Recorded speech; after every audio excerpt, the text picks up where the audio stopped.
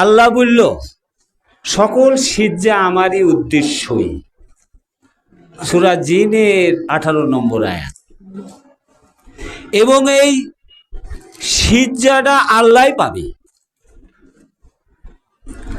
এখন মাওলানা মুসল্লি বড় বড় সবাই বলছে যে আল্লাহ নিরাকার,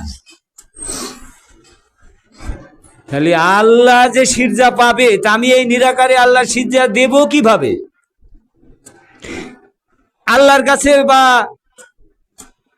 আমার গুরুর কাছে একটা প্রশ্ন এসে যায়। আমার গুরু বলছে বাবা ঠিকানা সাব্যস্ত করো, তাহলে ওই ঠিকানায় সিজদা দিলি আল্লাহ পাবে। সেই ঠিকানাটা কি? ঠিকানা সাব্যস্ত করতে বলছে সূরা নাবা 39 নম্বর আয়াত। সেই ঠিকানাটা কি? আমার গুরু বলছে বাবা কুরআন মোতাবেক, কুরআনে যে ঠিকানায় সিজদা করতে বলে তোমরা সেই ঠিকানায় সিজদা করো। সেই ঠিকানাটা কি ছিল? আমার গুরু এতক্ষণ কিন্তু সেই কথাই বারবার বলছে মানুষই, সেটাই ছিল আদম সিজদা। এবং এই আদমটা কে? রাসূল। রাসূলের হাত আল্লাহ বলল আমার হাত, সূরা আল ফাতির 10 নম্বর আয়াত।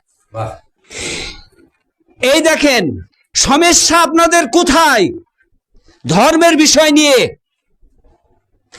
এক কথায় আপনি মুমিন হবেন ওই দিন যেদিন রাসূল রূপী আল্লাহ বিশ্বাস করবেন।